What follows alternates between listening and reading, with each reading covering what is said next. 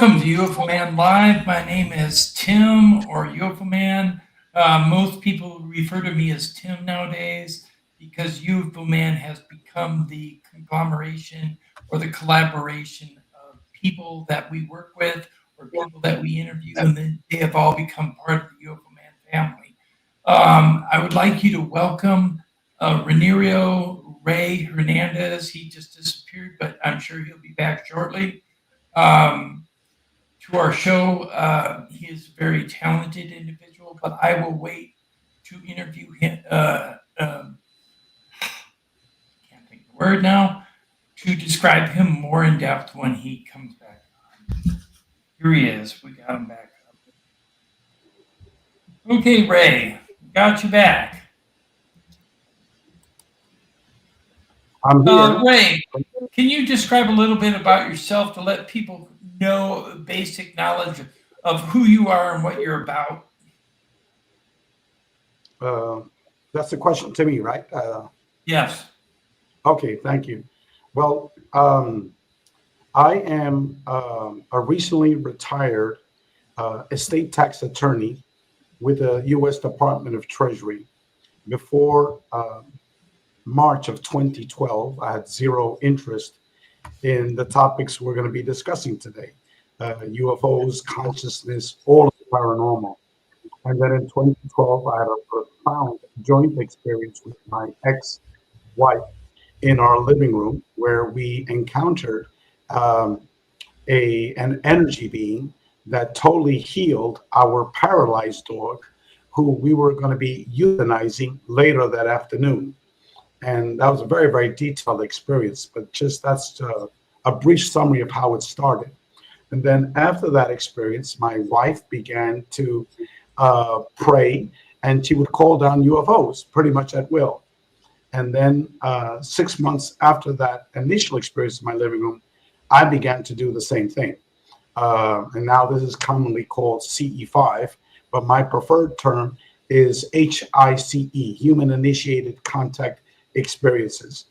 And these were not little dots in the sky. These were these huge objects that would appear very up close. And my very first experience was mind-blowing because I learned a lot of information from that initial experience, that these were holographic projections, that this intelligence has the ability to respond to you calling them within 15 minutes of asking to communicate with them, that this intelligence has the ability to upload and to download information to your consciousness. And that's just the very beginnings of my understanding of the complexities of that phenomenon. And then after that, I began to have pretty much weekly paranormal experiences, a whole array of paranormal experiences, and which we can go into some details. But what I'm most interested in is not really discussing my personal experiences, because they are a dime a dozen. They're literally tens of thousands of people all around the world that have had major contact experiences like myself. One probably knows very well, Yossi Roman, who wrote an article for my new book, A Greater Reality. And he had a very, very profound contact experience, which illustrated the consciousness connection with this intelligence. And I've been dedicating since 2013, when the Dr. Edgar Mitchell Free Foundation was initiated by myself and Mary Rodwell and the late Apollo 14 astronaut, Dr. Edgar Mitchell, and Harvard astrophysicist, Dr. Rudy Shield. We were the four co-founders of the Dr. Edgar Mitchell Free Foundation. So since 2013, I've been dedicating all of my time to academic research of the relationship between consciousness and the paranormal contact modalities. So I'm open for questions. Okay, we're going to start with Polly. Go ahead, Polly. Well, I would like to take you first to your first experience where you had this entity hitting your dog. What exactly happened there? what kind of entity was it, and what did you feel? What did you see? Okay. The actual paralysis occurred the night before the healing at 8 p.m. Um, I checked her out, and my friend was with me, and she was totally paralyzed. She could only move her neck. So I called my veterinarian, who had been treating her. She was 15 years old. She's very, very sick. She was taking various medications to keep her alive. And so he knew her condition. And he says, look, bring her to the office tomorrow. Let's schedule an appointment. We scheduled an appointment for 2 p.m. The next day. And so he can euthanize her. And then my ex-wife came home. She was at a church prayer meeting. So she came fully energized from praying. And I am not religious. I still am not religious. I'm spiritual, which is a major difference. And so she began to pray all night. And she prayed to the Virgin Mary of Mexico, the Virgen de Guadalupe. And to me, it was like, keep on praying all you want, nothing's going to happen. Tomorrow we're going to euthanize her. And so the very next day, we woke up early in the morning at 6 o'clock. And I know because I looked at my clock. And we checked our dog, and the dog was still totally paralyzed. So then she said she's going to bring the dog outside to see if she can go to the bathroom. And then I heard her yelling, Ray, Ray, Ray. And I'm like, oh, my God, it's Sunday morning, and it's 6 o'clock in the morning, and she's bothering me. Let me sleep, We didn't get to sleep much the night before. So she was yelling and yelling. I didn't respond. She then goes upstairs. She hauls me out of bed. She says, you need to see this. You need to see this. I said, what is it? And she wouldn't tell me. So I thought it was, a cockroach or something like that. So when we get downstairs, we're going down the stairs. She's walking in front of me. And in the living room, as soon as she steps into the living room, she and the dog disappeared because the dog was on the floor. And so she disappeared right in front of me. And then all of a sudden, I turn to the left and I see this energy being. And I'll describe it for you. It's roughly 2.5 feet wide, less than a meter in meter format, and about a meter and a half, about a foot and a half in height. So it's like a rectangular box size, but it didn't have any hard edges because it was pure energy. Multiple colors waving back and forth like this, pure energy. Okay. And then whatever this intelligence was, it totally controlled my mind. Okay. Or influenced my mind, whatever term you want to use. I didn't care that my ex-wife disappeared, the dog disappeared. I didn't care that I was looking at that object. I couldn't see around that object. It was all dark all around it. It was like my whole focus was just on that object. And then I waved my hand at it and I said, bullshit. This is what you got me up for this crap? I'm going back to sleep. So that's not logical at all, okay? And I have all these academic degrees, PhD from, University of California, Berkeley. The university has the most Nobel Prize winners in the world, right? I'm a master's from Cornell. I then became an attorney. So I'm a very logical person, Right. And here I was telling this energy being, this is BS. I'm going back to sleep. And so I went back to sleep. Immediately I was put to sleep. I went to bed. I was knocked out. An hour later at 7 o'clock. And I know because when I woke up, I ran down the stairs and then poof, my ex-wife returns back into physical reality. She looks down. The dog was running around the entire living room, completely healed. And then she starts yelling, Los Angeles la curaron, Los Angeles la curaron. The angels cured her. The angels cured her. And to me, it was like I was speechless because it was like an atomic bomb blew up in my brain. And I was just like dumbstruck. I was like, and I stayed quiet for quite a while, trying to process what the hell's going on. And then I asked her, I said, where were you? You were, look at the time, it's 7 o'clock. Where were you for that hour? And then she says, I didn't go anywhere. I've been here the whole time. I said, look, we woke up at 6 and now it's 7. Where were you? And she was like, I didn't go anywhere. Later on, we found out she had what is called in the ufology field, missing time. Okay, at that time I had no idea what that was, back then. And so I asked her to describe what happened, and she described what she saw. What she saw when she got downstairs was a totally different object. She saw a semi-metallic object that was phasing in and out of reality, where sometimes it was fully metallic and other times it was transparent, and then it would seem to almost disappear. And it was an upside down U. If you could picture a U upside down, and it had two green lights in the middle of it.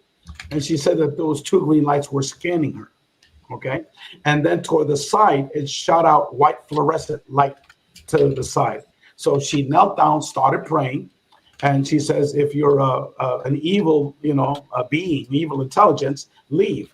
But if you're positive, and if you're benevolent, or if you're the Virgin Mary, please stay and heal our dog. Okay.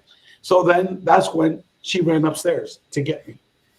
And then after that, I asked her to draw what she saw, and she drew it.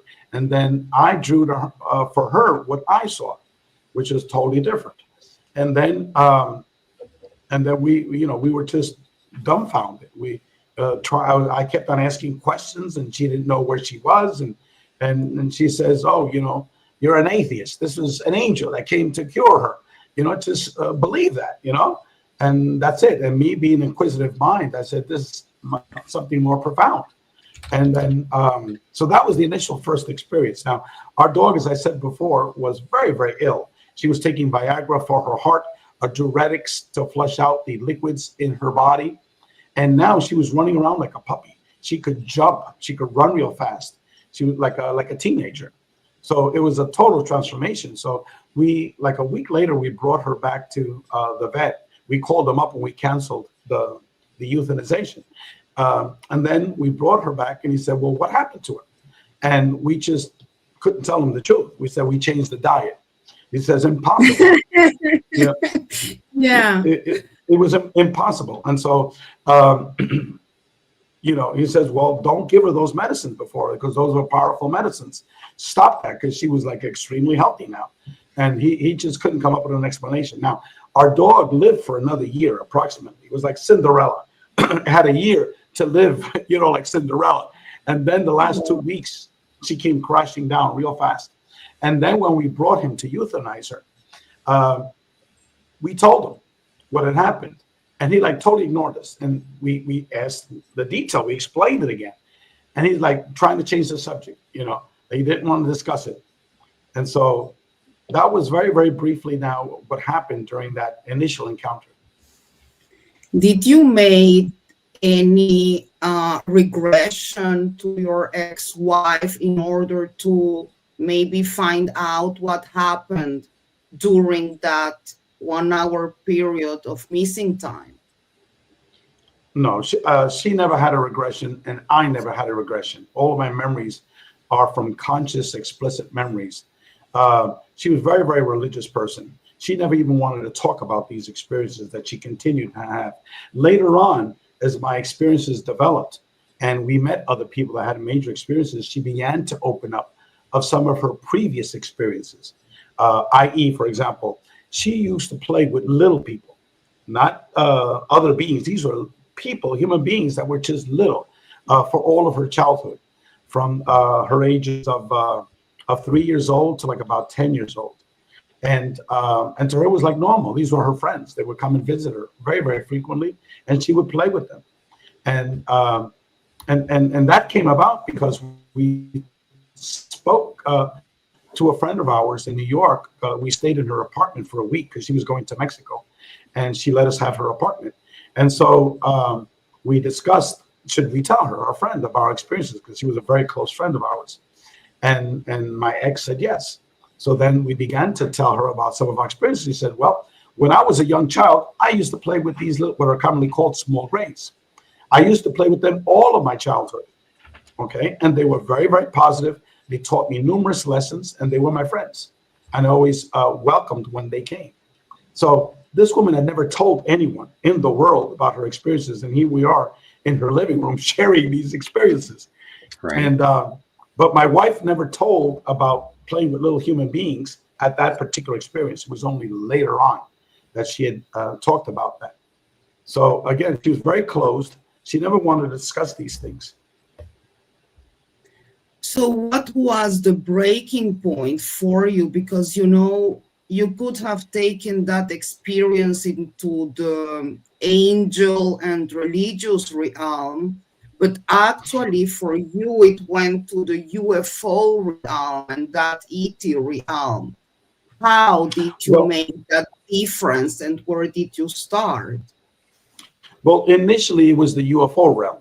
And then I quickly learned, based upon my experiences, that that was just an illusion. It was like the initial stage. And then it became much more complicated. Let me tell you my next major experience. And again, I've had numerous different types of paranormal experiences. It was like an evolution. It was like little baby steps in the beginning. And then it became very profound. So the next step was in August. By August of 2012, 6 months after the initial experience, my ex had been calling down these UFOs. And one time when she was in Mexico, one of the UFOs that she actually called stopped airport traffic, which was only a few miles away from where she was staying at the house of a sister. And it was on TV that day. Her sister called her down to watch the 11 o'clock news. And here was UFO hovering over Veracruz Airport, you know? And the next day in the airport and in the newspaper, they had pictures of the UFOs and interviews with people that saw it. And it was my wife that called it down at that exact time. Another experience, she was in two cars that were coming from Veracruz going to the capital called Jalapa. And my wife had a pre-arrangement with a friend of hers to call to a cousin of hers to call down a UFO at 9 o'clock. Well, it was an hour and a half, the trip to get up there. They didn't appear at 9 o'clock. They appeared at 9:30. And that was witnessed by everyone in these two cars. And it was very detailed experience as well. And so, and she had other experiences. One was outside of our house where we stayed at in Miami. That was the very first one. That was in April. And it was a very huge object. That was a physical object that appeared to her that time. And so then in August, my wife had just returned from Mexico. She hadn't told me the experiences in Mexico, so I didn't know that. And so all of a sudden, a friend of mine, I was waiting outside for him to give me some legal papers. Because everyone has a friend that's an attorney, everyone goes to that friend, you know, help me with these parking tickets, Ray, you know. So he finally said, look, Ray, I got the parking ticket. So then I'm waiting for him and he's late. I'm waiting for him and he's late. I'm waiting for him. So I remember the day before I watched this video of this man named Prophet Yahweh, this heavyset black man who would speak Hebrew. Coincidence, right? He would speak Hebrew and these UFOs would show up. You know, type in on YouTube, Prophet Yahweh and UFOs, and you'll see his videos. And so the one that I remembered was an NBC camera crew was sent out to interview him. They were all making fun of him and the people in the studio, and they captured live him calling down a UFO. And so I remembered that, and I said, well, while I'm waiting for my friend, let me give it a try, right? And so for 15 minutes with my mind, I asked to see the intelligence behind the UFOs that my wife had been interacting with, basically to give them thanks, because our dog was like a family member. And after 15 minutes, and I would look around, nothing. In my mind, I said, what an imbecile. I'm going crazy with this UFO stuff. I got to stop this because I'm going nuts, you know? And so, boom, right there on top of my neighbor's house was this huge object that I could have gotten a rock and hit the bottom of it. And that was a very, very detailed experience. I don't know if you want me to go into the details of that, but I learned so much from that initial experience. Wow, that's amazing. Okay, Nancy. Yes. Sorry, go ahead, Polly. Yeah, go ahead. No, it's okay. Please go on. Okay, Go ahead, go ahead, Nancy. Well, consciousness, have you seen a big change in humanity as far as like people are becoming more conscious, more aware that the world around us is changing. Humanity is changing. Maybe not everybody, but a good portion of it is changing, and we are reaching higher levels? I think it's a minor, very, very tiny percent.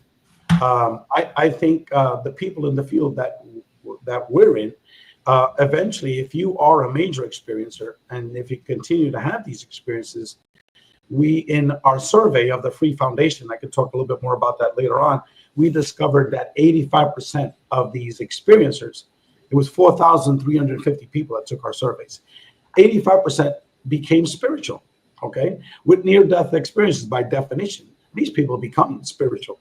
Same thing with out-of-body experiencers, same thing with experiencers of hallucinogenics, okay? They become deeply spiritual, remote viewers, et cetera, et cetera. So anyone that's had major experiences via the contact modalities, they become deeply spiritual. And that changes their outlook of how to view things. So yes, there are a very, very tiny group that are changing, but the vast majority of humanity, I think we're heading towards a path of self-destruction, a cleansing of humanity. So it's that eventually is going to be taking place. In my perspective, beyond a doubt. Yeah. Enough. Well, I was having a thought here because, you know, we're talking about this unifying aspect of all these different experiences. And, you know, we know that the people's minds may translate the experience into something they can wrap their head around, so they have the ability to formulate a memory for it. But regardless of how their mind needs to translate the experience, there's a very real thing that's happening for them and happening to them. And coming out of all these different types of events, having that pursuit of spirituality is really a huge key I've been waiting to see people put together, because what we're actually talking about is that they're confronted with something that shows them they're living in a subjective reality, that what they believe are the limits of reality, what can and cannot be, has been dictated to them by people that don't know. And the moment they see something outside of that prescribed reality, they say, there's an objective truth out there I don't have yet, and I need to start looking. And that's really kind of a background unifying element to all these experiences.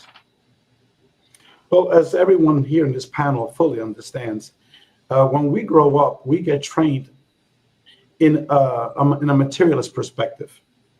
Everything that we see, our reality, is from a materialist perspective. The whole field of materialist psychology, 99.9% of the people that are in this field, they view it from a materialist lens. Okay. Yeah.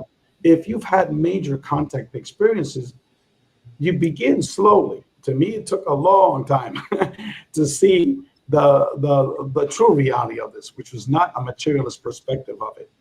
Right. And same thing with N.D.E experiencers. They've been brought to another reality, but they're still conflicted by that. They knew that experience that they had was very, very real, but it's hard to coincide with how you grew up as a materialist. Okay, so that really is the compounding factor. So to us being able to understand that at the end of it all, we are eternal spiritual beings. That's what it's all about. And all these experiences, what they're teaching us is they're an awakening process, whether it be a near-death experience, whether it be seeing and communicating with deceased people, whether it be remote viewing, okay, the whole ufology field, the people that finally get it, all of the contact modalities, all these tools, they're an awakening process for humanity. Unfortunately, a small group of people that have had these experiences view it from that perspective.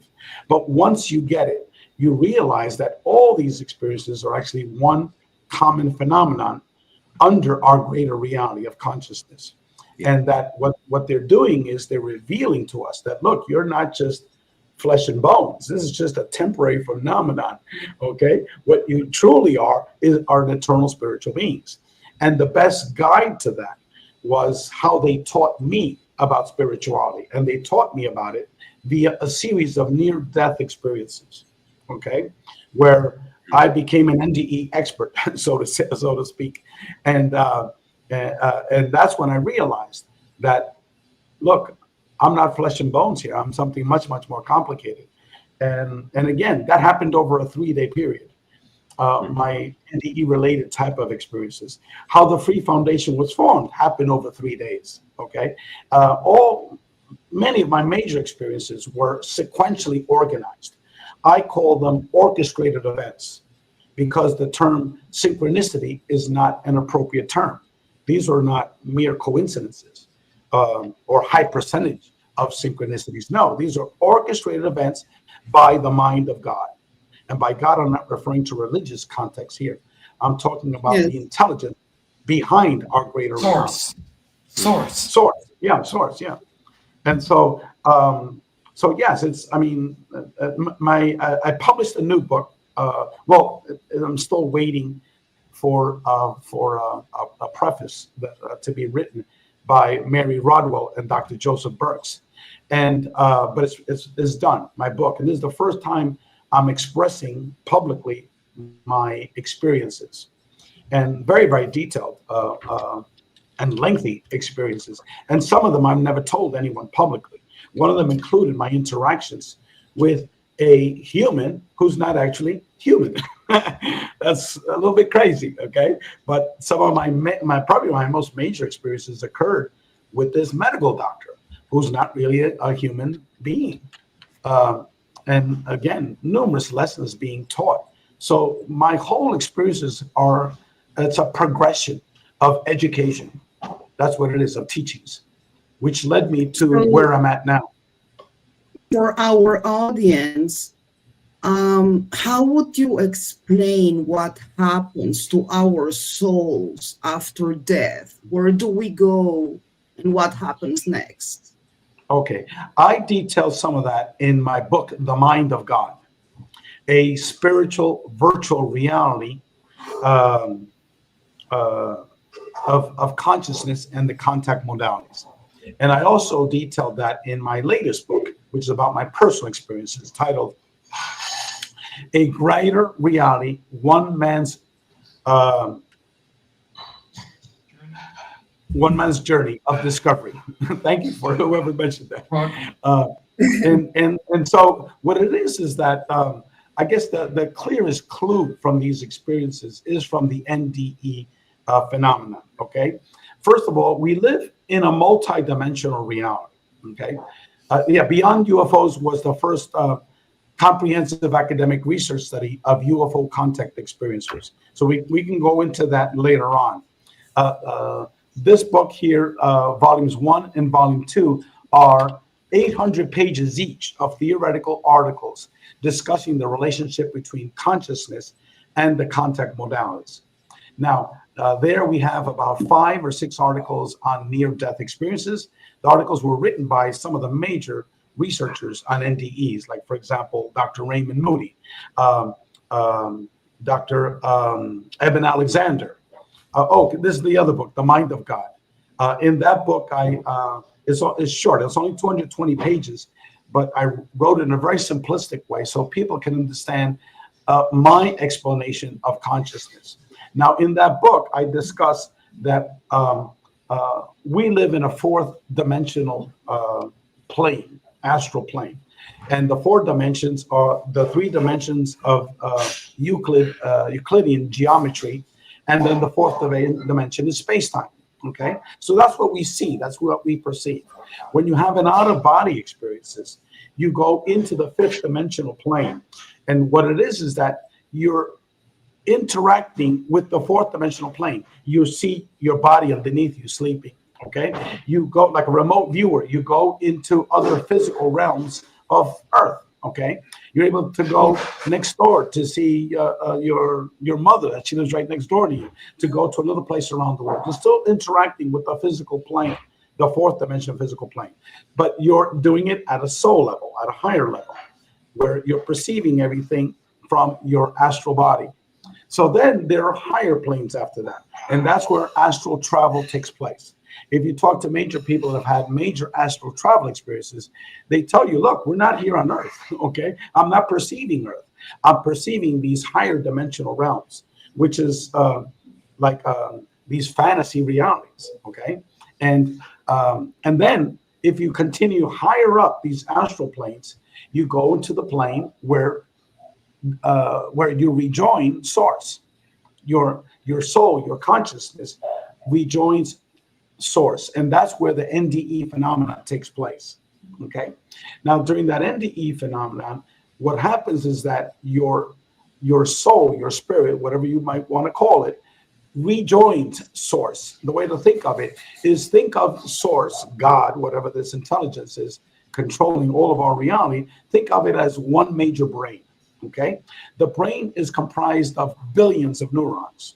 Okay, we're actually one of these little neurons. When we die, we return back and rejoin the mind of God.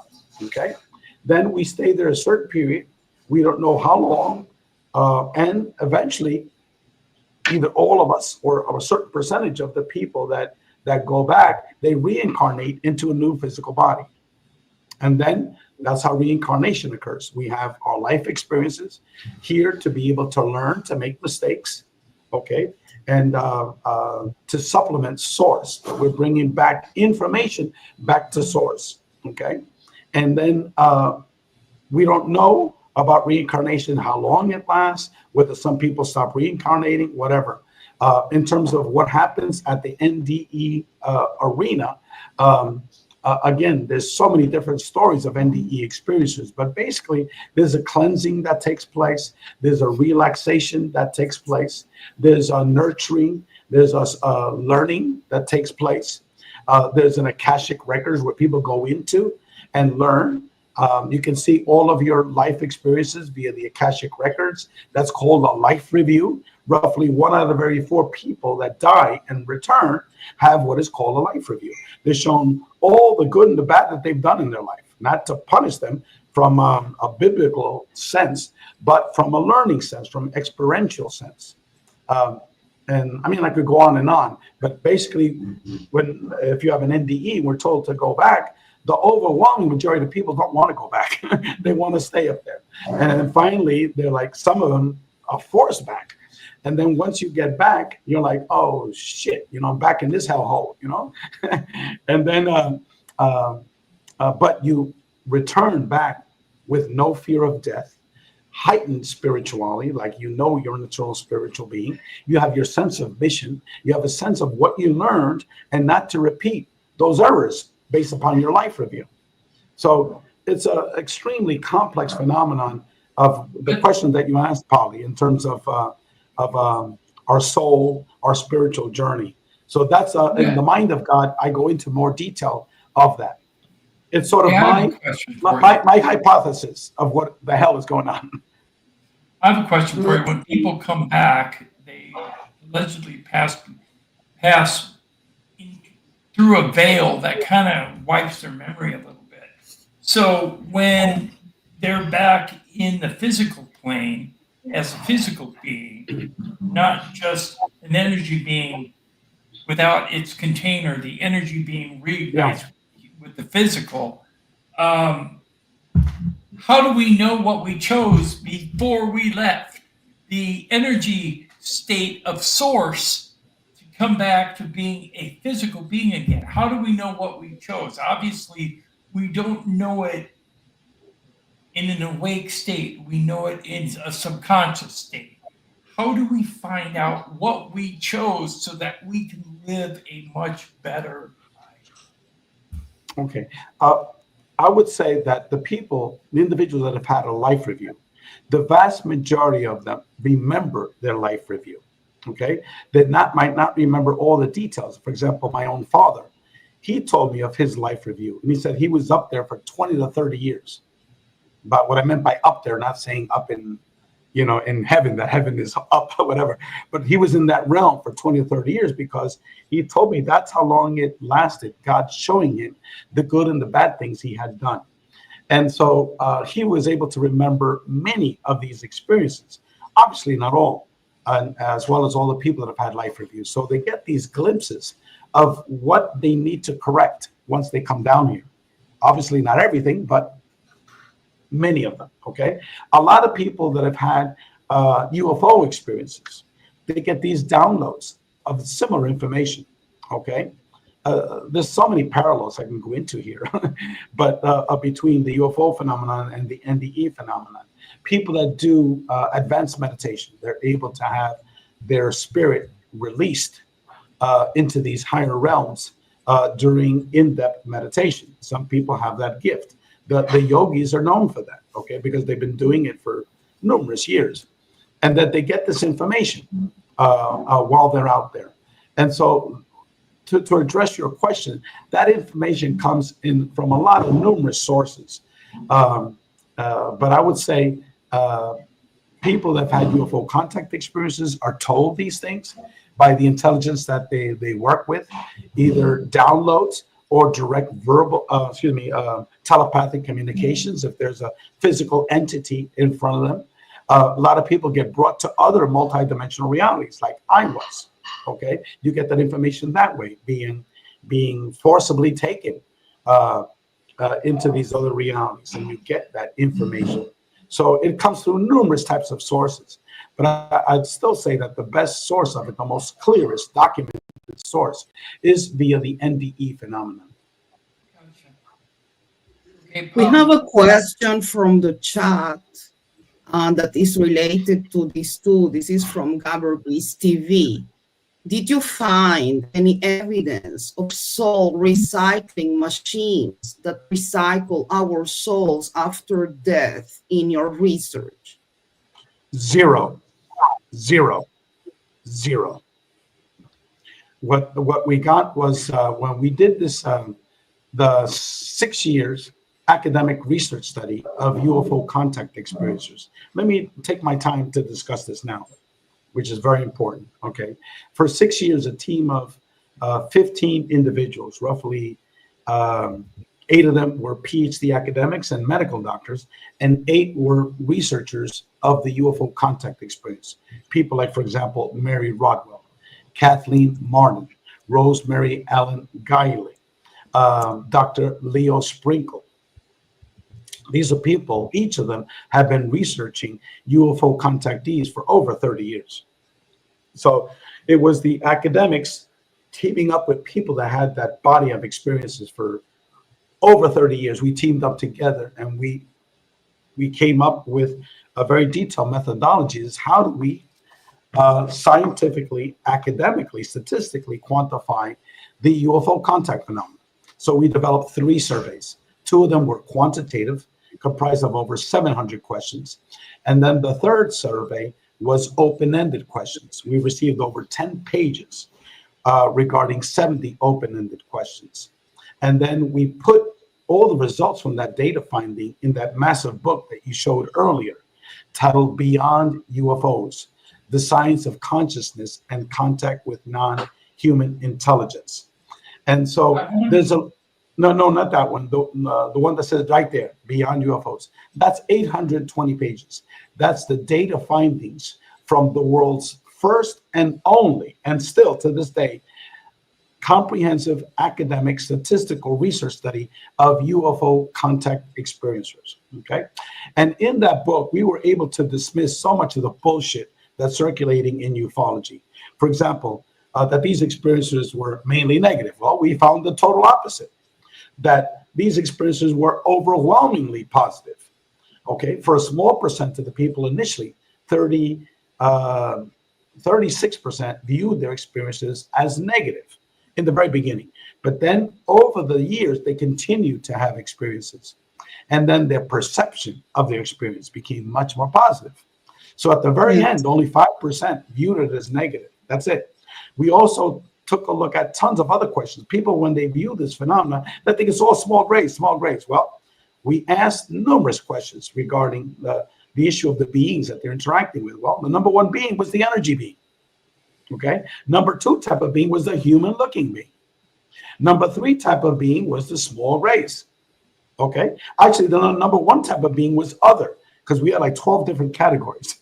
So number one was other. It was not the 12 that you suggested, okay? Number two was the energy being. The number three was the human-looking being. The number four was the small grays, okay? Even for the small grays, we asked them questions of whether it was positive, negative, or neutral. And we asked that question more than 24 different questions, whether it was positive, negative, or neutral, okay? Well, even for the small grays, only 12% of the people viewed their experiences with the small grays as negative, okay? That's it, 12%. A large percent was neutral, but the largest percent of that was, yes, it was highly positive. And so, again, we were able to squash, okay? Now, one of these theories that are out there was what this person asked in that question. We found zero, okay, that of what this man said about. Same thing with hybridization, okay? We had like 6% of the people that mentioned, yes, there was hybridization that took place. But when we asked them to provide the details of it, okay, they could provide the details. They said it was via hypnotic regression. Okay, well, that got you. If you were hypnotically regressed by David Jacobs or Bud Hopkins, you're going to come out with 20, reptilian babies, okay, because that's their agenda. They only interviewed people that viewed their perspectives as highly negative. They only interviewed people that viewed the phenomenon as from a darkened perspective like they had. Anyone that had a positive experience, they threw out, okay? Right. But yet, these are the major people that were brought to talk to these UFO conferences for over 30 years, okay? They didn't invite Barbara Lamb, very rarely, okay? She was part of our group, all right? And only these two major people to speak to their conferences. And then Whitley Strieber, when he had his book Communion, it was all about evil and negative, contact experiences. Well, look at Whitley Strieber now. Look at his last 3 books. They're all love and light. They're all about spirituality. Kathleen Martin recently published a book, From Alien Abduction to Spiritual Transformation, okay? Because she started her book with the Barney Hill abduction experience. That was her very first book. And now she's having healings by these energy beings. She was totally healed. She was featured in chapter 6 of our book, but she didn't mention her name because she still didn't want to associate her healing with her experience because she's still going on these tours, being invited to these conferences. So she didn't want to discredit her ability to speak at these conferences. Here comes, Kathleen with her weird healing by an energy being that she called down, and so, but yet she finally went open and discussed it, and it's all about spirituality. So all these major people, even many of them that were interviewed by Bud Hopkins and David Jacobs, later on, these deeply spiritual people, okay, because their experiences changed over the years. Right. So in that research study, we were able to dismiss so many of these stereotypes, like for example, blood type. Okay, they had a negative blood type. Well, we asked that question, and it came up 12%. The actual percent in the United States that had that negative blood, a positive and negative blood type. Okay, but yet all around the internet is if you have this type of blood type, that shows that you were visited by aliens. Come on, that's bullshit. Okay. In our interview, we had the actual data from 4,350 people. So we were able to destroy all of these rumors that are circulating around the internet. And what we found out was that these experiences, both physical and consciousness experiences. Jacques Vallée spoke about that. J. Allen Hynek spoke about it towards the end of his life. Both of them agreed with the hypothesis that the UFO phenomenon is a consciousness-based phenomenon. Okay, Jacques Vallée specifically said these are not physical beings visiting us from a physical planet.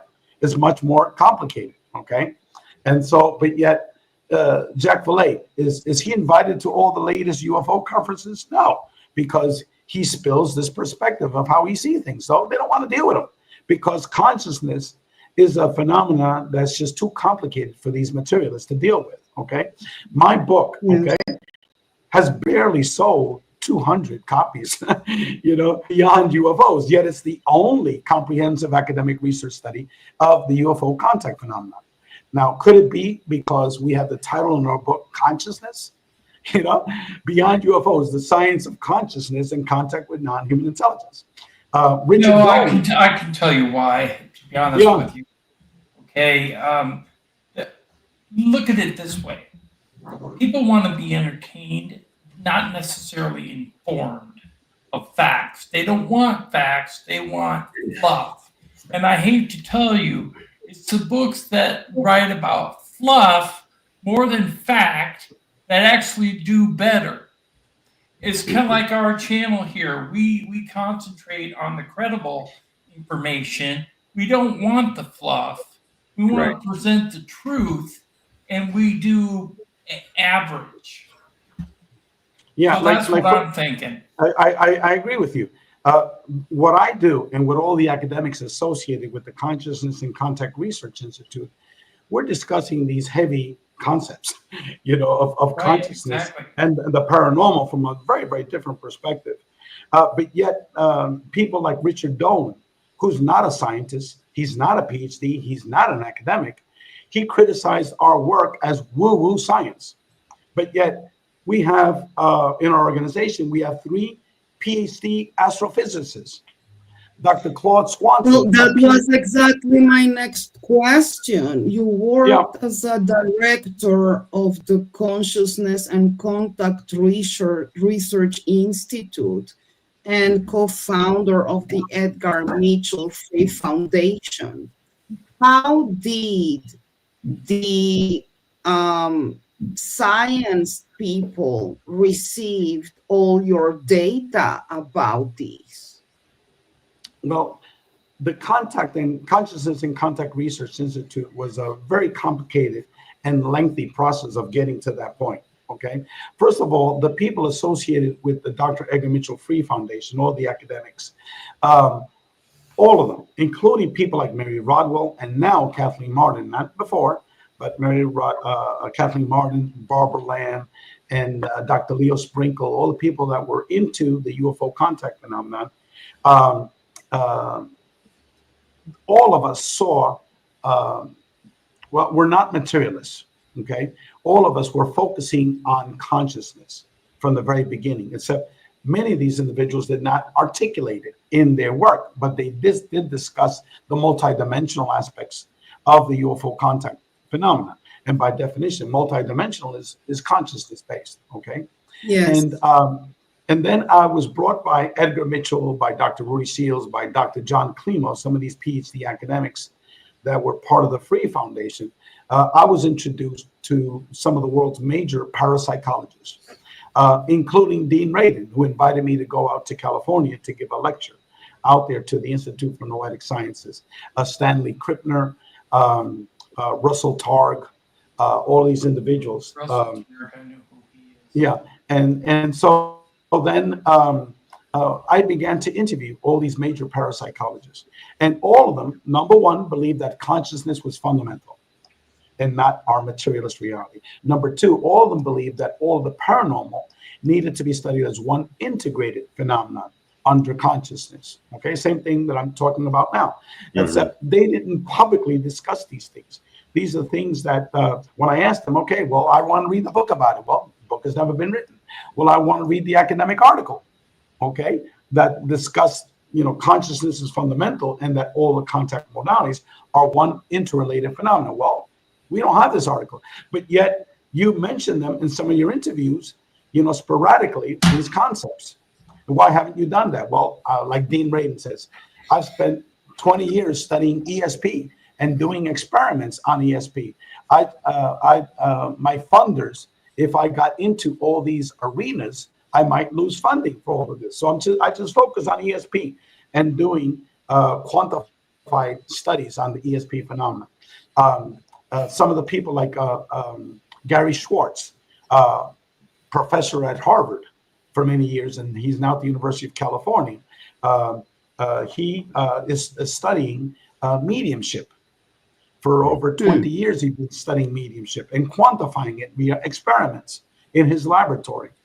And so the same thing, he believes the same thing I believe in. I said, well, why haven't you? Well, Ray, I wrote about it, but through mediumship, okay, and communication with the deceased. but yet all that material is there. But I said, but specifically taking it head on as a unified concept.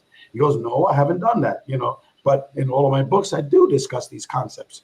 So the point that I'm getting at is that there's so many of these academics do believe the same thing I'm believing in, but no one has put it together like I have.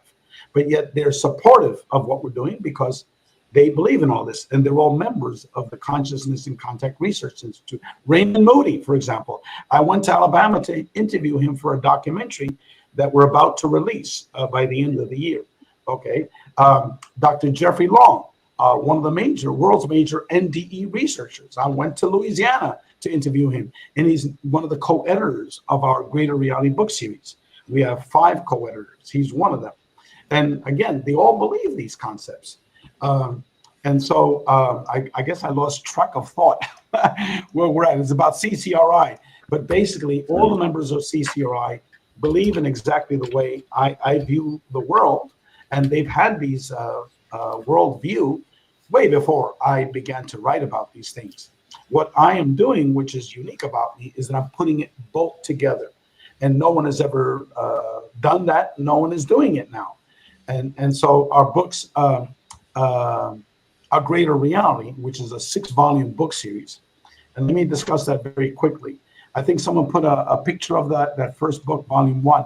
Okay, volumes 1 and 2 are 800 pages each, and these are theoretical. They contain, no, not that one, A Greater Reality. That one. There's 6 volumes of that. Volumes 1 and 2 are theoretical in nature, and they're written by some of the major researchers in these topic areas. Like, for example, for N.D.Es, we have 4 of the major N.D.E researchers that have wrote articles on that. For UFOs, for example, we have 11 chapters on UFOs, discussing UFOs and consciousness. So it's 11 chapters on out-of-body experiences. Again, several chapters on that. For remote viewing, we have one of the deans of remote viewing, Stephanie Schwartz, who actually invented, even before the Stanford Research Institute, the whole concept of remote viewing. And he began to do studies on that years before the Stanford Research Institute. So we've got literally a who's who of the paranormal contact modalities that wrote articles. Now, volumes 3 and 4, which are soon to be published now by the end of the year, are each 800 pages, and each of them contain a chapter written by an experiencer of the contact modalities. Now, these are individuals that have had more than 3 different types of contact modalities experiences. My case is just an example, but there's many other people. One is Dr. Melinda Greer, who's a medical doctor. She's had 2 near-death experiences. After her second N.D.E, she works in a hospital. She began to see dead people in her hospital, going through walls, going inside an elevator when it's closed. She's had 3 Sasquatch experiences. She's had 14 UFO sightings, very up close, these monstrous objects that would appear to her. She's had out-of-body experiences. So we have people like that have had everything in the kitchen sink, and they're there to discuss that these experiences are not unidimensional. It's not just about NDEs. It's not just about UFOs. It's not just about out-of-body experiences. It's about all of them, because we have these major experiencers that are having all of them in their lives. Okay, and that gets back to my thesis, which I presented in volumes 1 and volumes 2, and which are the basic thesis of the CCRI. Number 1, that consciousness is fundamental and not our material reality. And number 2, that all of the paranormal, and here we have examples of the paranormal in here, near-death experiences, out-of-body experiences, UFOs, ghosts and spirits, remote viewing, hallucinogenic journeys, non-human intelligence, aliens, Kundalini awakening, telepathy, mediumship, CE5, et cetera, orbs, automatic writing, that all of these needs to be seen as one integrated phenomenon under consciousness. And so these experiencers are writing about their personal experiences, which substantiates what we're theoretically presenting. And so I've just finished volumes 5. I just need to edit it. So that will come out about February or so.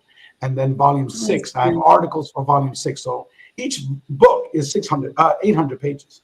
So it's huge research for humanity. Do you plan that in advance to make it 800 pages exact? Well, the limit is I tried to go, I went to Amazon years ago when we did Beyond UFOs, and I said, what is the most amount of information I could put in a book? Okay. And what I found out was that Amazon has a limit of 820 pages for this size of a book. So what I did is I expanded the margins to get as much information as possible. I used a point, I think it was 14, I think it was, which is still visible, readable. Like I have vision problems, so I could read 14 point. So I said, okay, now single space is not that good. Let me use, 1.1 instead of 1.5, so I could cram as much information as possible. Right. So that's why I had that format. So it's easy Right. to read. It's easy to read, but yet, volumes of data are being presented. So which then I is your tried to- latest? What is your latest book? What is your latest book that you just came out with? The Mind of God? Well, let me go chronologically through these books.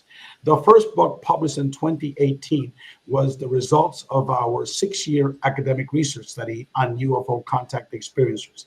And that was published by the Dr. Edgar Mitchell Free Foundation. And we had 3 co-editors. By then, Dr. Mitchell had passed away. He passed away in 2016. So the co-editors were myself, Harvard astrophysicist, Dr. Rudy Shields, and Dr. John Klimo, who was a professor of psychology for over 45 years. And his specialty was consciousness and the paranormal. So we had these other 2 experts as co-editors. And myself and Dr. Rudy Shields, we wrote chapter 1, which is analysis of the quantitative data from our research study. And that was about 120 pages. And poor Dr. John Klimo had the task of getting the data from 10,000 pages from our open-ended questions. And he consolidated all of that to 200 pages. So these Wow, were that these had to be people. hard.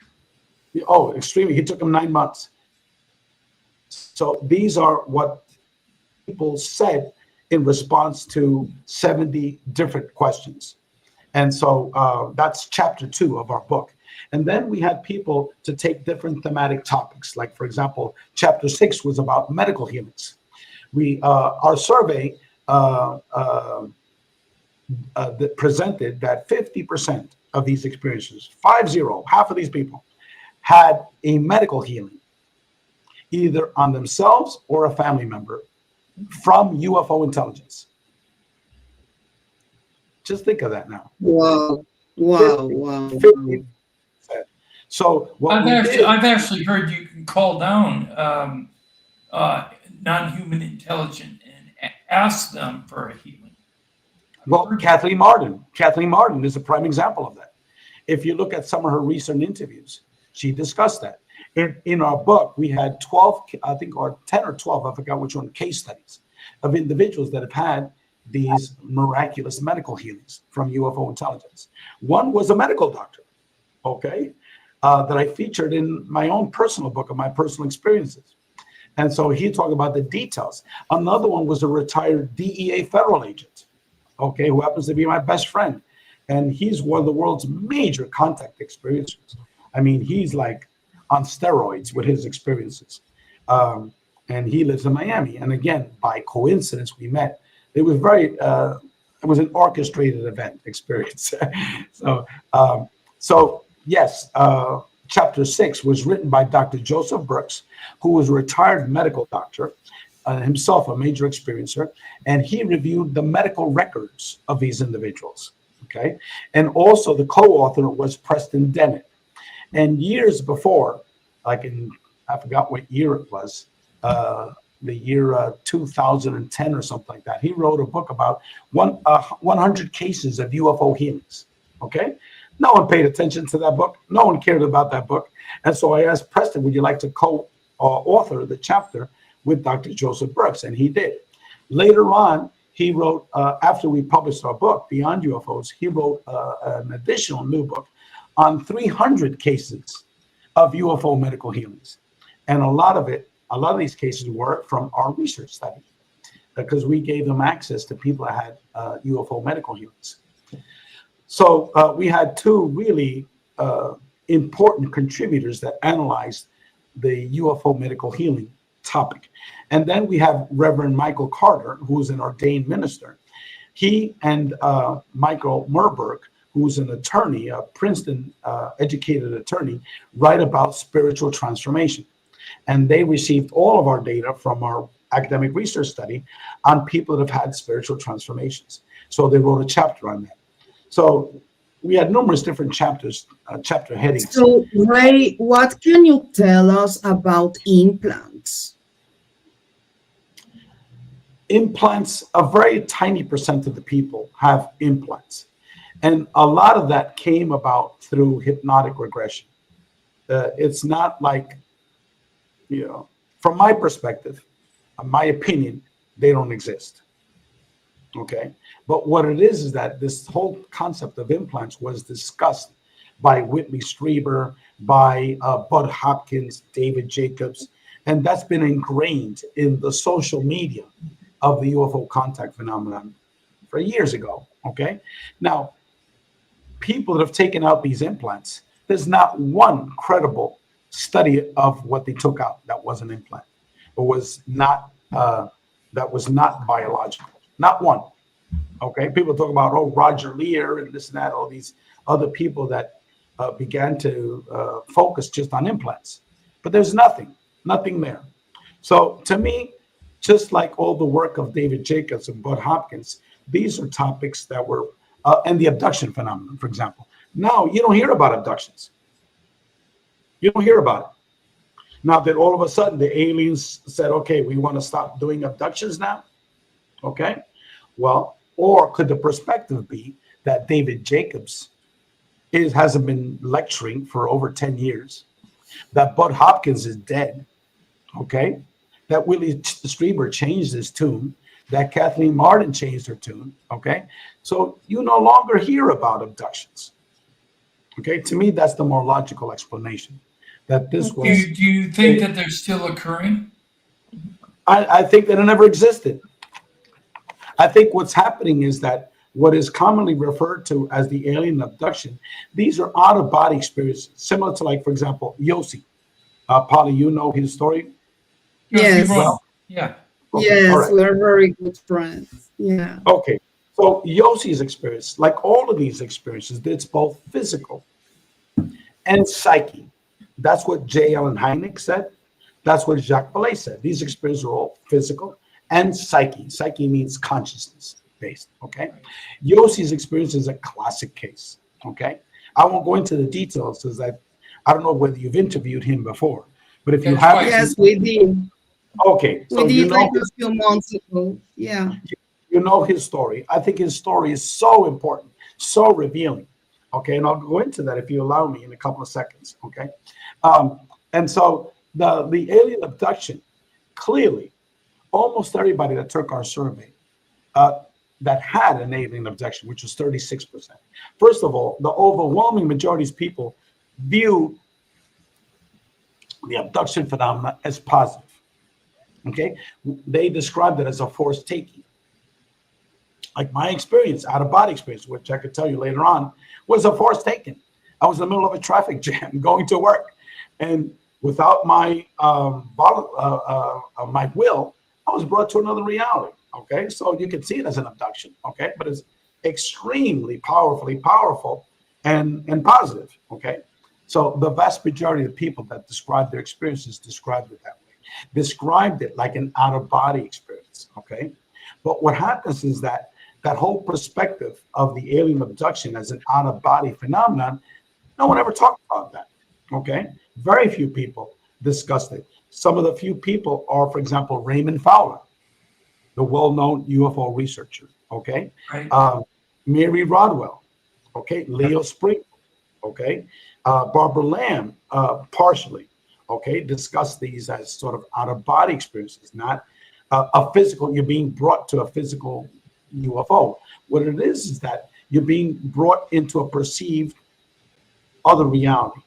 And because most of these people that have these alien abductions, they get the information via hypnotic regression. And most of the people that do these things, these are ufology people that they perceive everything as a craft. Okay, so tons of people have experiences in a UFO craft. Okay, but We have a question from everybody the chat discusses that. related to it. Excuse me? Steve Wolf from the chat wants to ask you, and it's related to about what you're talking about now. Yeah. What's your thoughts on the 20 and back program? Bullshit.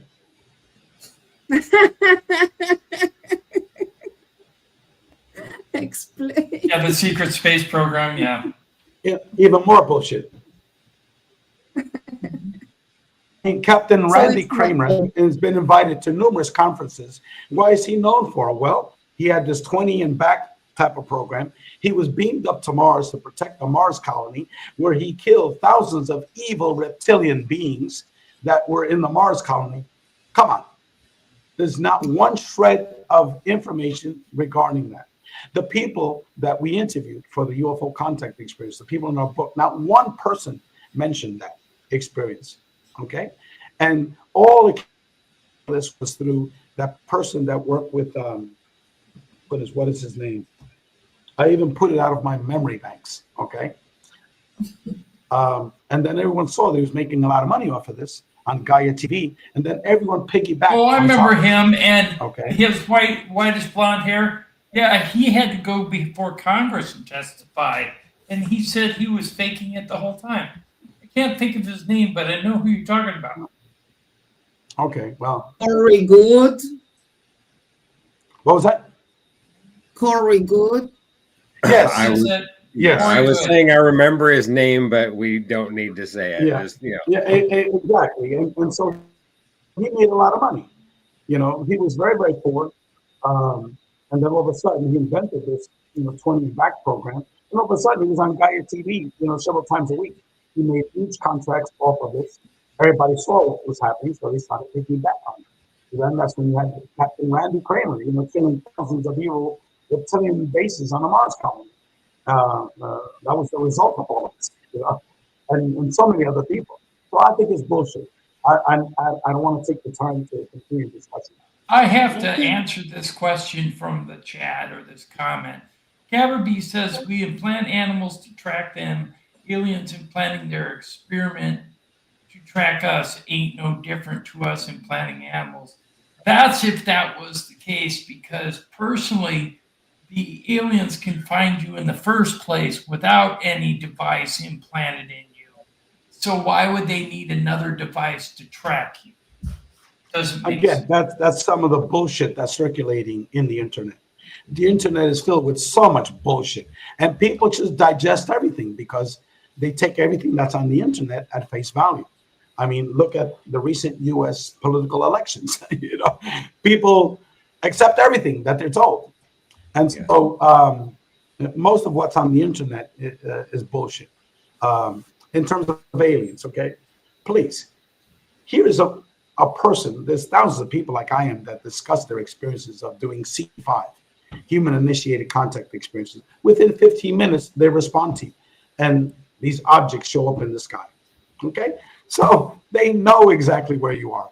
If you read my books, you'll see at least my personal experiences of how just complex this phenomenon is. They're able to take your information, your memory banks, upload it and download it again in detail. Okay, so people think they're thinking through this as from a materialist perspective, like she said, as a hunting dog, hunting and sniffing something out. Please, we're talking about multi-dimensional beings here. We're so far removed from what this intelligence is. Okay, these are multi-dimensional beings, extremely complex, and we're just like aphids compared to them.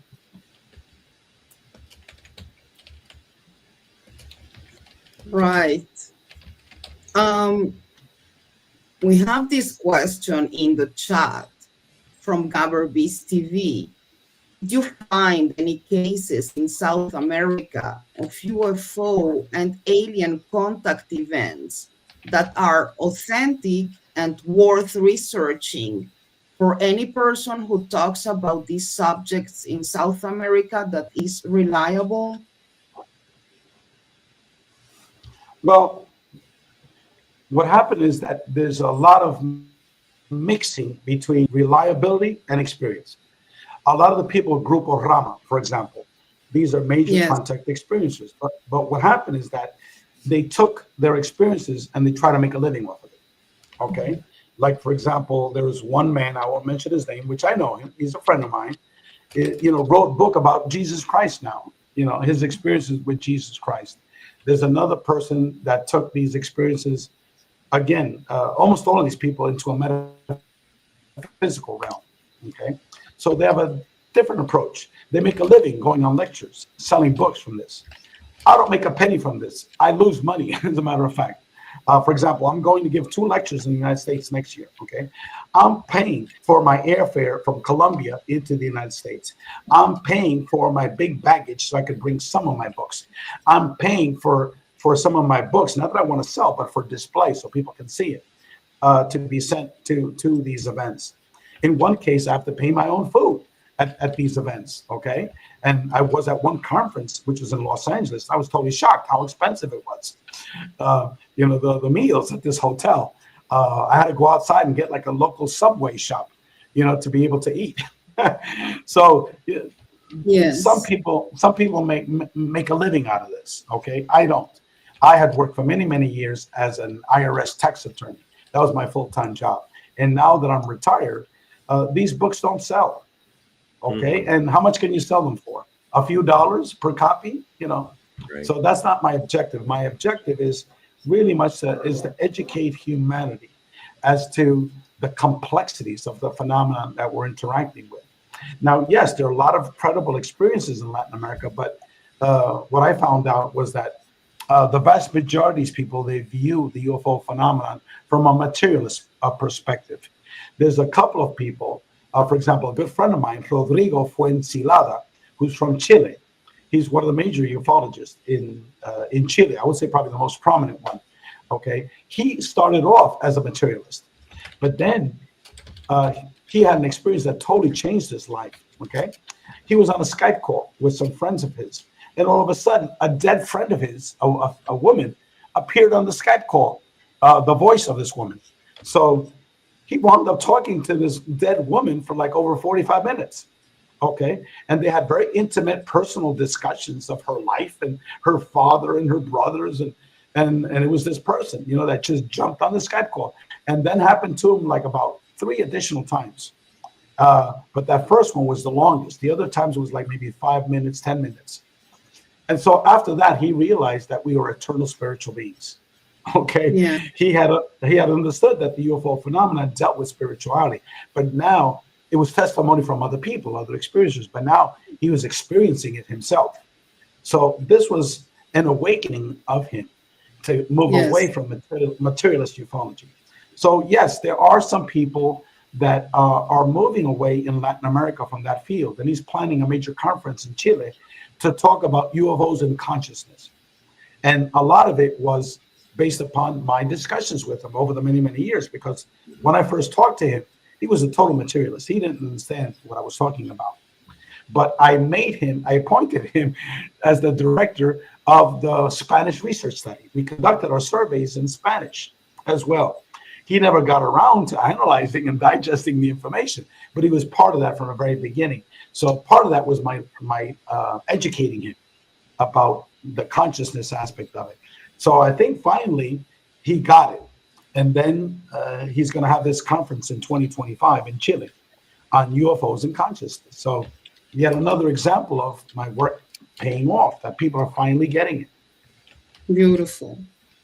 Beautiful. We've been having these last hearings lately. What's your thought about it? Are we making progress here? I laugh because if you want to find disclosure, you're not going to find it in a congressional hearing.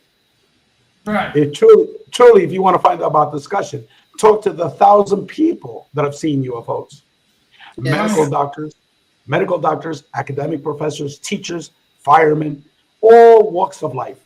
They've had many more profound experiences than the people that testified. Most of those people that testified have never seen a UFO in their life. They don't even know what it is. And they're all materialists. Okay? They're dealing it from a materialist perspective. So to me, it's a joke. It's laughable, to tell you the truth. Okay? And to me, it just shows us how delayed we are as a human species to be able to begin to understand the complexities of the UFO phenomenon. So when people talk about disclosure, I laugh. What disclosure? People have been talking about UFOs, for a very long time and seeing UFOs. Yeah. So if you want disclosure, talk to the experiencer. Exactly. That's my whole idea. We need an experiencer's hearing. Yeah, exactly. Nancy. And a lot of them are highly credible. Like, for example, Joseph Burks, retired medical doctor. He worked at the biggest hospital in Los Angeles for over 35 years. I mean, how credible can you get, man? Responsible for saving lives at one of the biggest hospitals around the world. Yet he was able to call UFOs almost at will for many years, okay? My friend Alberto Fernandez is his name, okay? Retired federal DEA agent who was able to capture Manuel Noriega for bringing in tons of cocaine into the United States, okay? He was instrumental. He was the first person to identify that. Also, baby Doc Duvalier in Haiti, bringing in cocaine into Haiti. He was the one that brought this person down. So highly credible people, okay? Yeah. His wife is a PhD psychologist. For over 40 years, she's had a clinic in Miami, okay? Yet we interviewed them for hours about their paranormal experiences, including numerous UFO sightings, okay? So you want to talk to some of these people, highly credible, highly professional, instead of these clowns. Instead of these clowns that are wasting time. We've always said that it's going to be a grassroots movement for people to find out the truth, because if they want to know the truth, they'll never get it from the government or from the military. No. I mean, they're too blind. They're too blind because the UFO phenomenon is not a materialist phenomenon. The experiencer is the one that has the key. If you talk to experiencers, if you guys been doing this on a frequent basis, and you talk to people like Yossi, people like myself, all of a sudden you say, whoa, this shit is a lot more deeper than what I thought it was, Yes. So the experience hard for a lot of people as deep as yourself.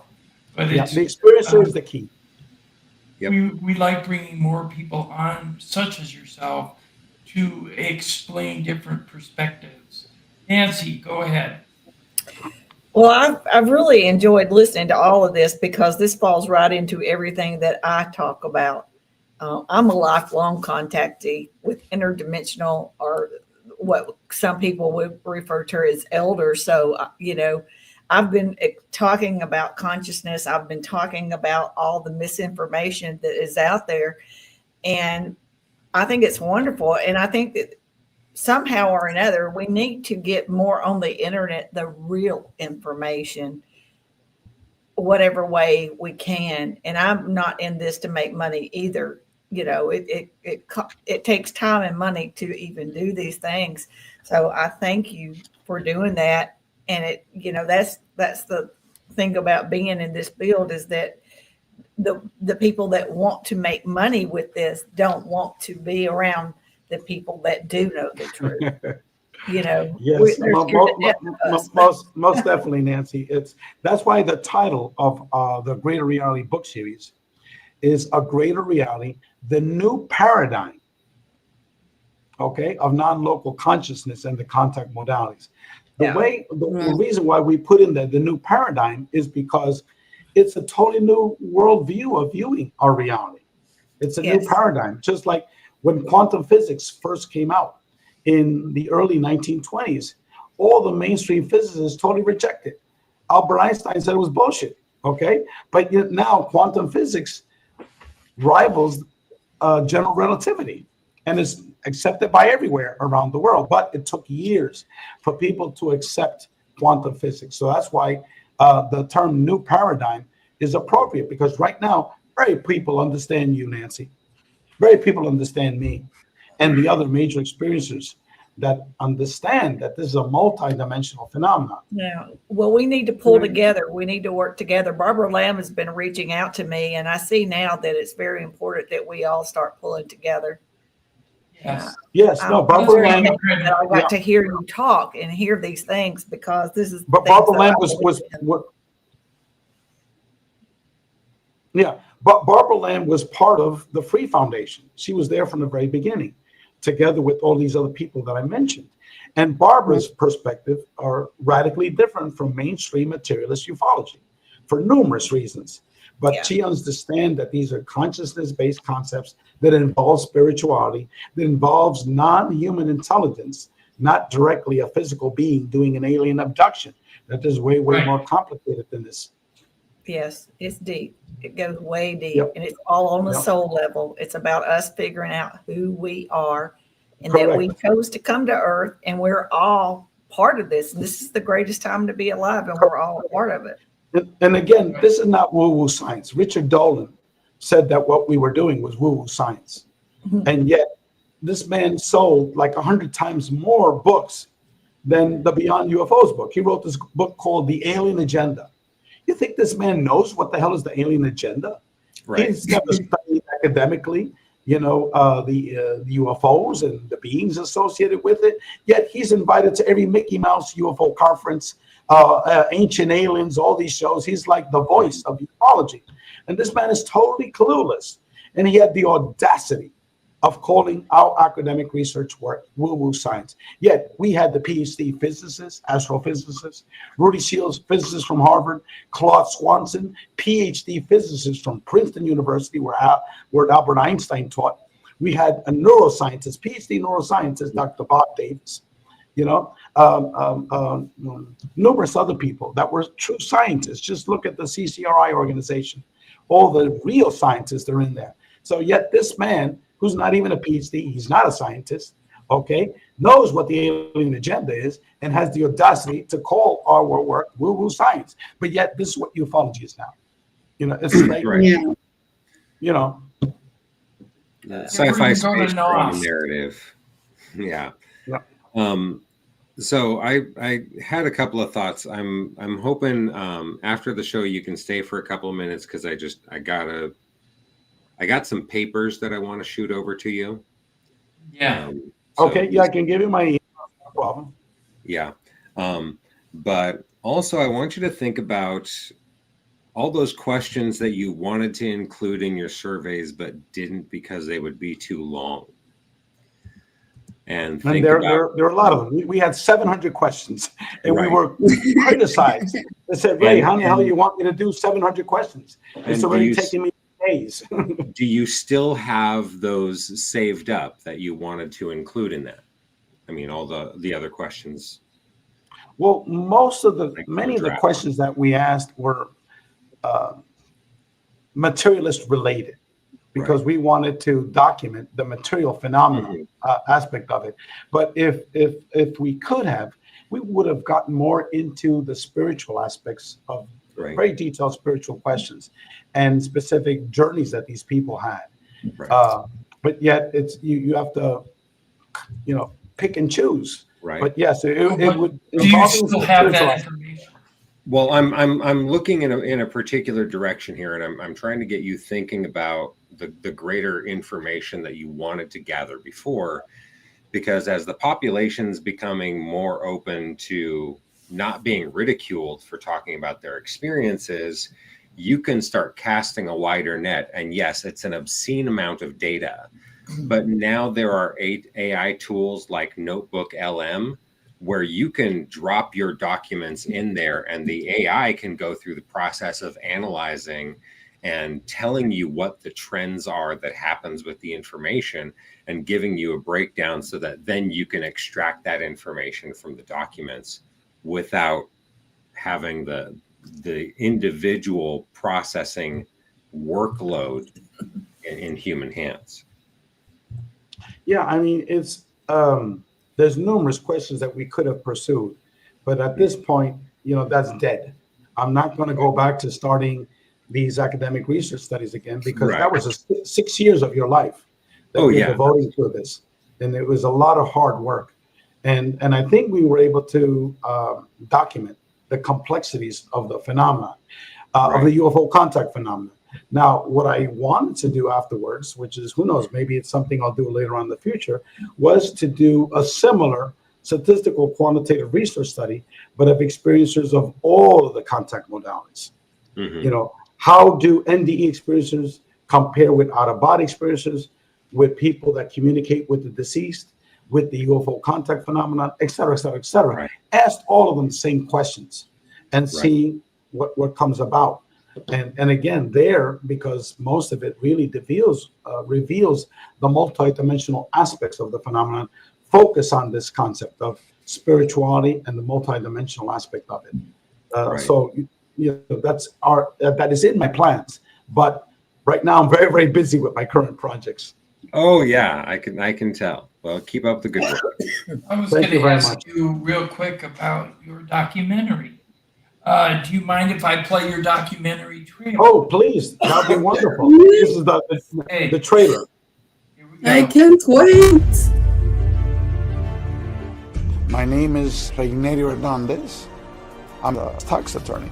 I had zero interest in anything that was paranormal related. And then, holy shit, what the hell just happened?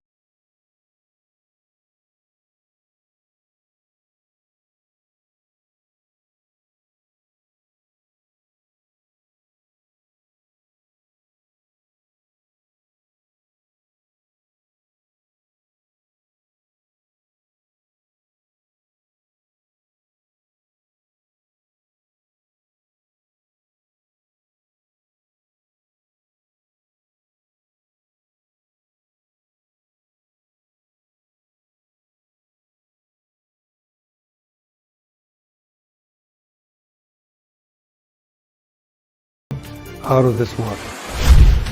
Would have an out-of-body experience 3 or 4 times a month, and I've learned how to move, fly, walk through walls. The elements of a near-death experience are separation of consciousness and out-of-body experience. There were beings, spiritual beings swirling around me and bringing me peace. I would say my near-death experience in many ways changed me completely. We are saturated with intelligent life right here and right now. I see some creatures in the room. The big head, the black eyes, the long fingers. I was shown things that you just don't see in this world. When I opened my eyes, there was Katie, this little girl spirit. For me, all of this is under one rubric. Consciousness includes the physical universe. It includes the cosmos. Everything we know about quantum physics and cosmology. Consciousness is the most fundamental energy of the universe. We share a collective consciousness. I think that the brain is a projection of consciousness. Everything ultimately evolves to the soul itself. This is just the physical container. And it's only by bringing all these pieces together, both finding their commonalities and how they can each inform each other, that we can then see the big picture. I set out on a quest to find out what happened to me. Began to realize that there are literally people all over the world having very similar experiences. Is there life after death? Do we live in a simulated reality? Is it possible that all of these paranormal experiences are somehow interrelated? It's as if it was trying to tell us something. All of these are related. Now it's up to you to figure out how.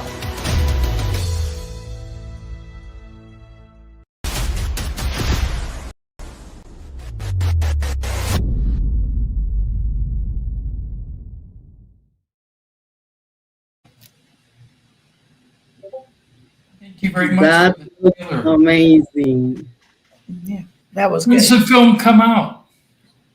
Well, I'm heading back to Miami this weekend to do some more voice overs. I forgot what it's called in the field, and then to go over our film and approve it. So I would say by the end of the year we'll be out. Okay, well, I'm going to be the first one to watch it, guarantee it.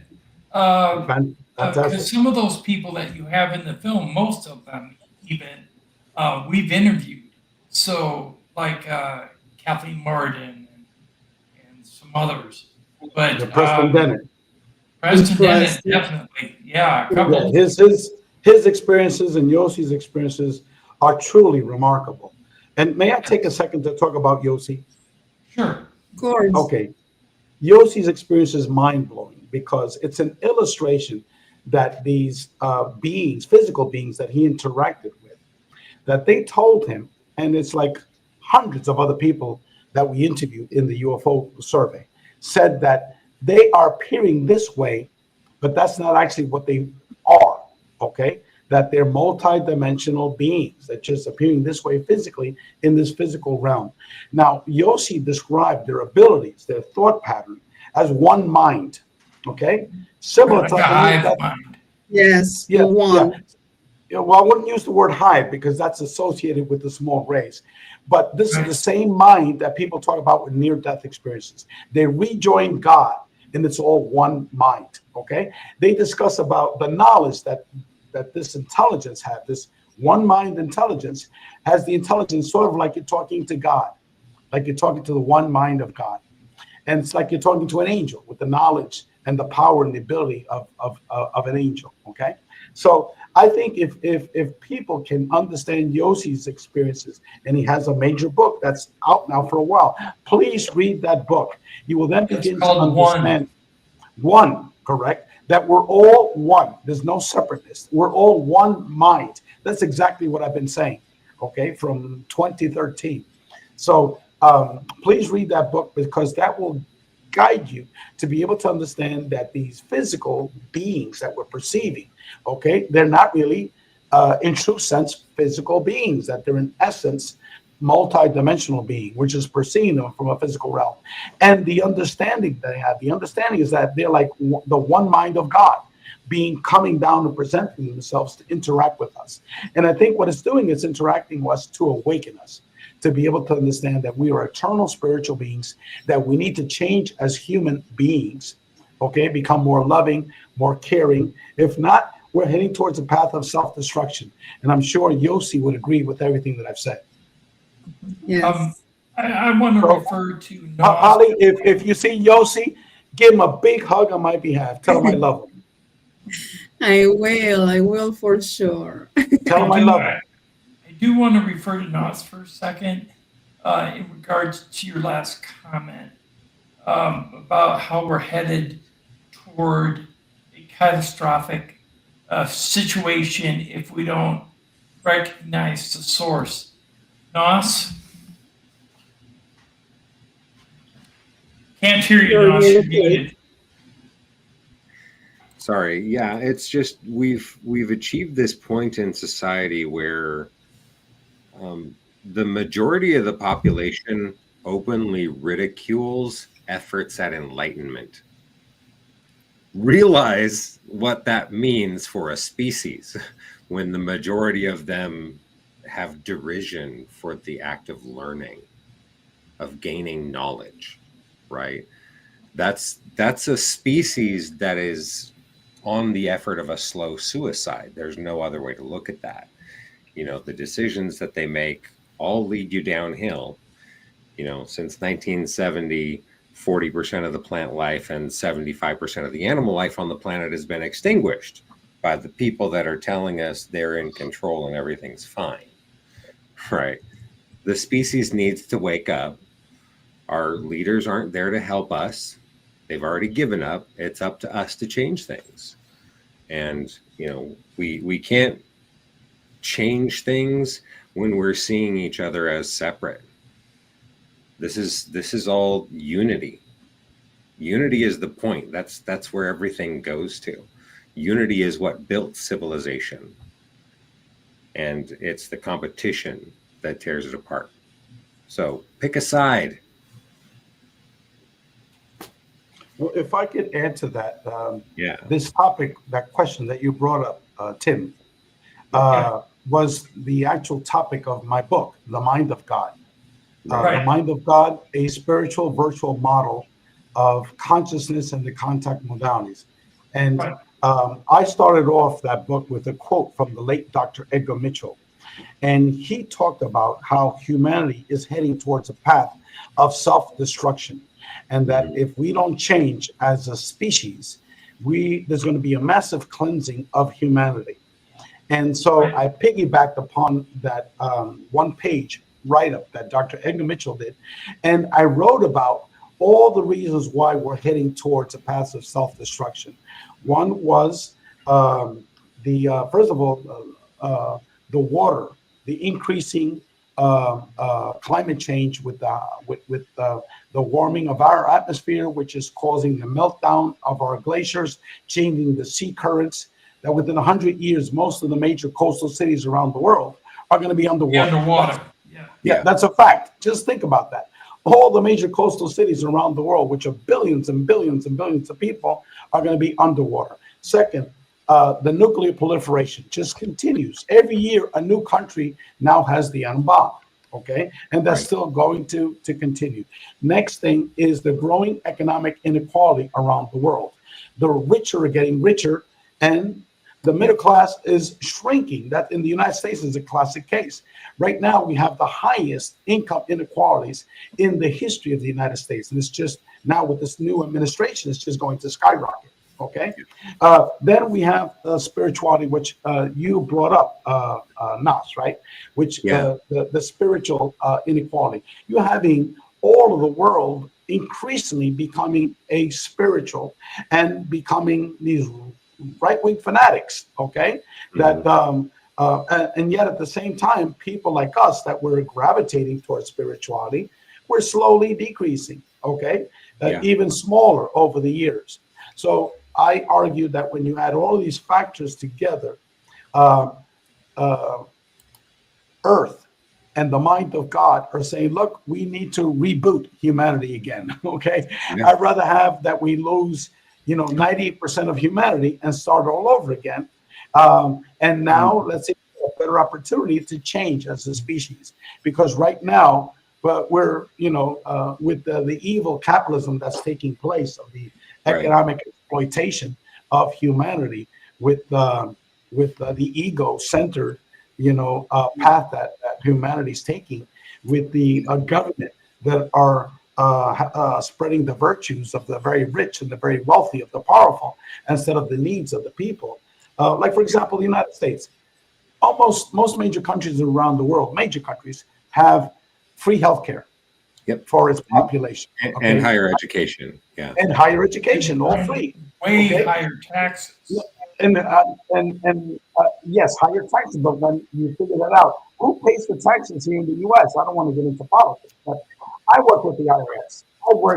I audited the estates of multi-billionaires when they died, okay? Right. They all use legal tricks to pay zero taxes. Legal tricks. So it's not like the rich are paying taxes. They're not. That's a myth, okay?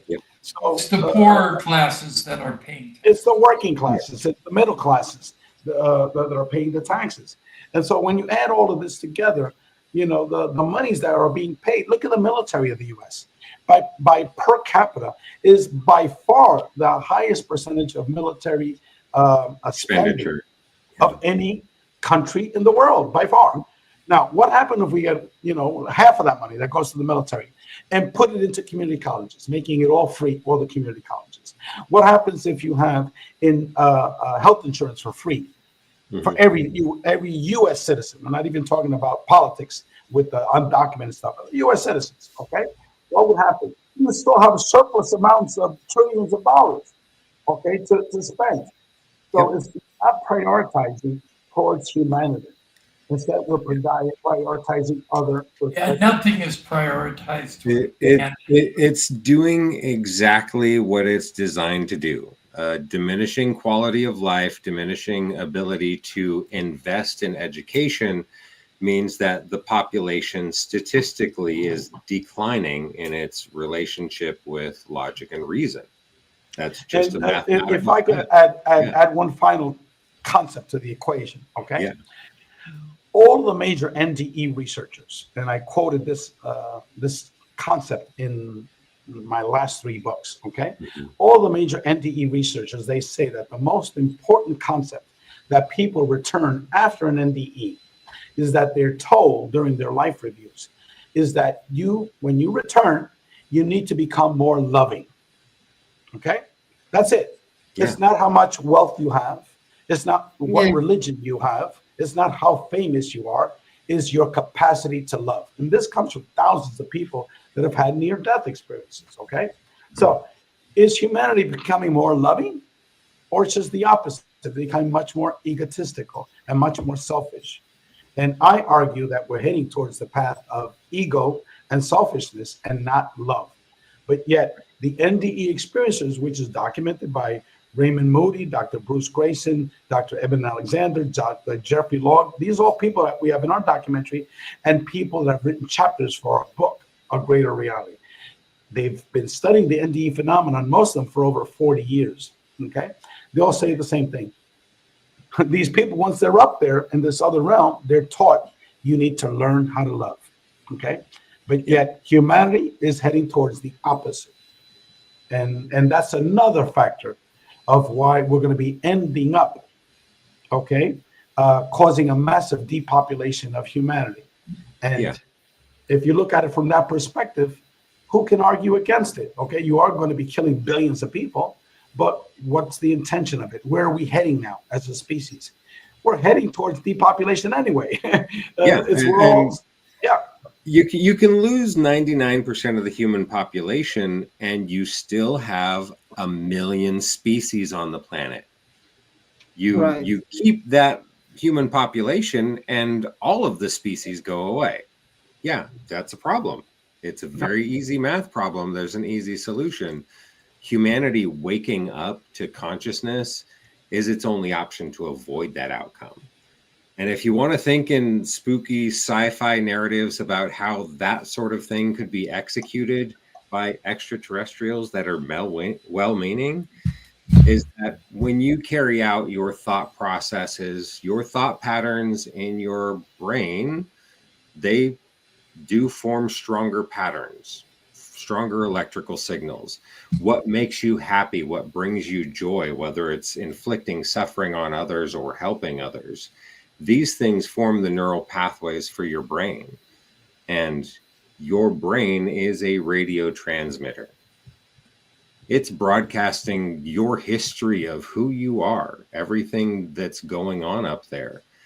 So you are a moving library that can be analyzed by the individuals that monitor whatever's going on, and they can very easily clean up the entire planet by getting rid of the people that are the problems. Right. We could all just grow and wake up. It's all about money and power and greed. It's ego, just like Ray was saying. It's the basis for all money, power, and control. Yeah, and I would prefer I've always thought civilization. If I could sort of wrap this concept of it, is that in the end, all of this doesn't matter because it's all an illusion. Okay. In the end, we're all eternal spiritual beings. When we physically die, we're going to be rejoining source. Okay. And having a new challenge. So we're just playing games here in this physical reality. It really doesn't matter. But while we're here, we're experiencing this materialism. So we have to deal with what we're interacting with. What we're dealt. What we're dealt with. But in the end, it's sort of illusionary. And in the long term, not important. Yeah, we've spawned into a video game. We just have to play out the life. Yeah. I need to run because before you run, could you let people know where they can find you online?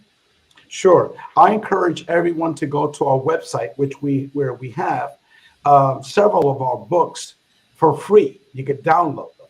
And we have all of the articles in volumes 1 and volume 2 for free. We also have the most important chapters of Beyond UFOs, volumes 1, chapters 1 and 2. It's agreaterreality.com, agreaterreality.com.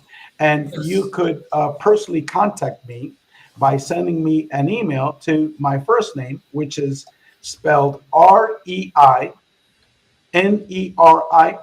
followed by my last name, HERNANDEZ, Hernandez@gmail.com. So it's REINERIO Hernandez@gmail.com. REINERIO, gotcha. I was wondering. Yeah, it's spelled there. It's spelled right there in front, REINERIO. So just skip out the Ray, which is what everyone calls me, and it's all type that out all out without any spaces at gmail.com.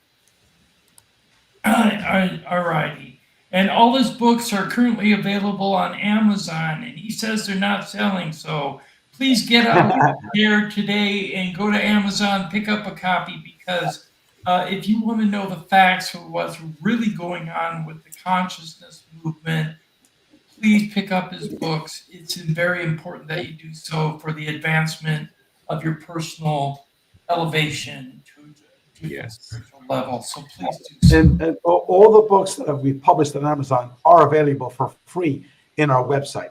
So please go to the website. And then all the other new books, which I'm going to be published, eventually they'll be available for free from our website.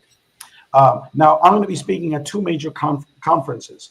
One is Dolores Cannon's UFO conference. It's called the Arkansas UFO Conference. And that's scheduled for mid-April of 2025. So I'll be speaking at that conference. And also I'll be speaking at the Contact Modalities Expo. And so I talked to the organizer of that. I said, do you realize that I coined that term, the contact modalities? And I don't think she knew of that.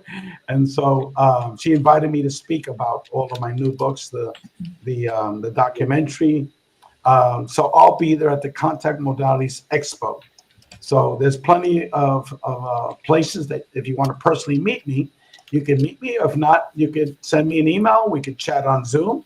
I'm an open person. I have nothing to hide. And that's about it. Okay, we'd like to have you back sometime to get more in depth with the contact modalities and talk more about them. Yes, great. Okay? It's a great subject. And thank you. People need to know more about your research. So you're more than welcome to come back. Thank you very much. Thank you. Ray, thank you so much for coming. We love you very much. This was an honor, a pleasure. I learned so much, and we are very proud of you. Continue with your amazing work. This is a huge voice for our community. So thank you so much for all your work. Thank you very much, Polly. And I also want to give a shout out to you because you're on so many different websites on Facebook. And every time I post something or any of my books, you always mention it. And so it's because of people like you that my work is spreading, because right now it's totally unrecognized and not understood. And your work helps to get it understood. Thank you. Well, Ray, we'd like you to join our Facebook group called UFO Man Nation. I don't know if you're part of it already, but you may be. He is inside. Okay, you are. And I'm going to assign you a title because you are necessary to be one of the people that disseminates information within the group. So I will be getting back to you in the group, okay? Yeah, I'm not technologically friendly. I'm 68 years old, you know, and so even working my cell phone is a challenge. So I'll try my best. We'll figure it out. Anyways, It was great to have had you here this evening, and thank you very much for sharing your information with us. Nancy, you want to make a last comment? Yes, thank you. I'm so proud to get to meet you. I've seen you for years on the internet and through the group, so it's quite an honor. And I would like to participate with your groups and do some Zoom meetings and things. I think I can learn a lot, and I think I can offer a lot to y'all with my experiences. So I look forward to that. Well, thank you, Nancy. I appreciate what you just said. And I'm not part of a formal group anymore. Right now, I'm just, finishing my projects. But in the future, there will be a formal group that will be established. And so please give me your email. Send me an email, and I'll put you on my contact list. Absolutely. I'm also one experiencer. So I will get back to you as well. No, and before we go, just I want you to know that I had a message before this show from Earl Grey Anderson, MUFON, South California. He sends you a huge hug, and he wants to have again with you a 4 hours lunch. So he's waiting for you. Tell him if he sends me an invitation, I will be there. I will tell him. Yeah, Earl Grey's great. Yeah, we got to know each other in Los Angeles, and we spent 4 hours, and it just flew by, talking about these topics. And it was, he certainly understood everything that I spoke about. And he agreed with everything, and so I was surprised. He was working with MUFON at that time. He wasn't responsible for any position within MUFON at that time that I spoke with him. Right. And so I'm glad that he's in his position now because he can influence a lot of people. Right, yes. Exactly. That's what we need. Nos. Yeah, I just wanted to say it's been a real pleasure having you here, because like for me, I'm always watching and interacting with people in our community, looking for the people that have put together some of the pieces of the puzzle, right? It's that bigger construct that's out there. And, the unifying aspects of consciousness and these events that are driving people, provoking people to awakening. It's really does my heart good to see that. And also to know that when you see pieces of that, you understand not all of humanity's necessarily going to be able to survive what's coming because they're not good for it. And that's an unpopular opinion with all the light and love stuff that's out there, but it's good to have someone else say, look, this is just the way it is. It's math. And behind it all, we're all eternal spiritual beings. Yeah. Okay. We're living this temporary physical reality, and it's a beautiful reality, once we die. And that's what the N.D.E. experience teaches us. Yeah. And I didn't get a chance. Maybe later on we'll get a chance to discuss how I was spiritually transformed, be a series of these N.D.E. experiences, how the Free Foundation was organized over 3 days. Mm-hmm. These are all orchestrations that we're having. Someone, I think it was maybe Nancy, talked about that when we get born, we have sort of like these scripts that we have the ability to ad lib. Mm-hmm. Yes, we change our experiences, but it's all pre-written. In a certain direction. So we do have the ability to ad lib, and that's where the life review comes in, because we do have the ability to make decisions, to make changes, either go left or go right. We're shown, hey, you should have gone right, you should have gone left, But at the end of it all, what the N.D.E. phenomenon and what all the contact modalities teach us is that we're all eternal spiritual beings. Okay. And when we die, we return back to source. And we shouldn't be frightened of these things. These are actually beautiful experiences. Yeah. And that's the bottom line. Yes. Beautiful. That is. Thank you very much for coming this evening. I want to thank everybody who participated in chat, everybody who participated online, and everybody who participated on the panel. Holly, Nancy, Nos, and our guest, Ray Hernandez. Thank you very much. We hope to see you next time. Y'all have a good evening and good night from UFO Man Live. Okay, everyone. Thank you. Good night. Good night.